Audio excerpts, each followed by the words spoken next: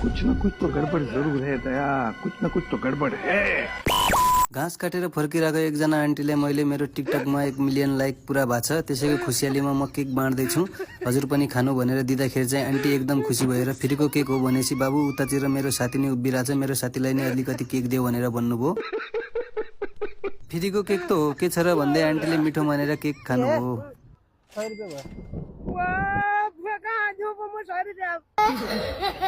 Cake खाएको 100 रुपियाँ भयो भन्दाखेरि आन्टी पागल जस्तै भएर ओ बुवा कहाँबाट दिने होला 100 रुपियाँ भनेर आत्तिन लागे।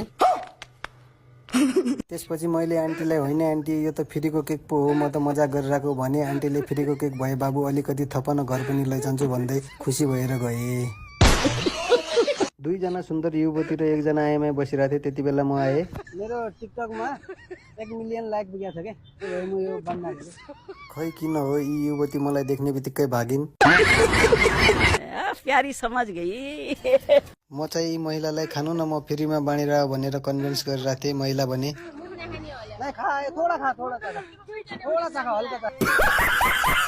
केक खाएपछि मलाई उल्टी हुन्छ भन्दै बहाना बनाउनु भयो।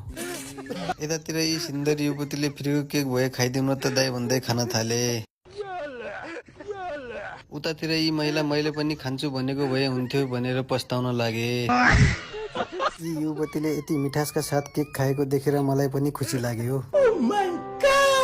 के छ र फ्रीको केक त हो भन्दै ती युवती मिठासका साथ केक खाइरहेको थिए, त्यतिकैमा मैले भने केक खाएको 100 रुपियाँ भयो भन्दाखेरि ती युवतीले यस्तो भनिन्। र त्यहाँनिर एकजना अङ्कललाई पनि भने मेरो टिकटकमा 1 मिलियन लाइक पुगेको छ, त्यही भएर म केक बाँड्दा थोडा यतातिर अङ्कल फ्रीको केक भयो ल्याउले बाबु छिटो ल्याऊ, फ्रीको त म केही कुरा पनि छोड्दैन भनेर भनिरहेको थिएँ भने उतातिर एकजना दाइ चाहिँ मलाई पनि दिए हुन्थ्यो भनेर जिब्रो तानिरहेको थिए।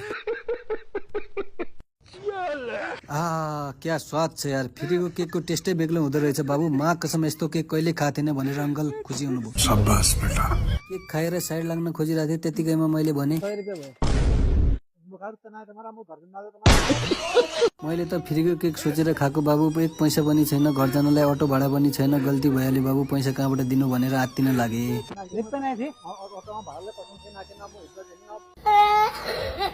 दुईजना सुन्दर अनुहारमा मास्क लगाएका युवतीहरूलाई मैले सोधेँ केक खानुहुन्छ भनेर, युवतीहरूले भन्नुभयो कि नचिनेको मान्छेको हामी केक खाँदैनौँ भनेर रिजेक्ट गर्नुभयो। लालपुर चौरामा रहेको भूमिराज स्वीट एन्ड डेरी अनि भूमिराज फैंसी स्टोरले चाहिँ यो खासमा हामीलाई गिफ्ट दियो। क्या दियो मामा?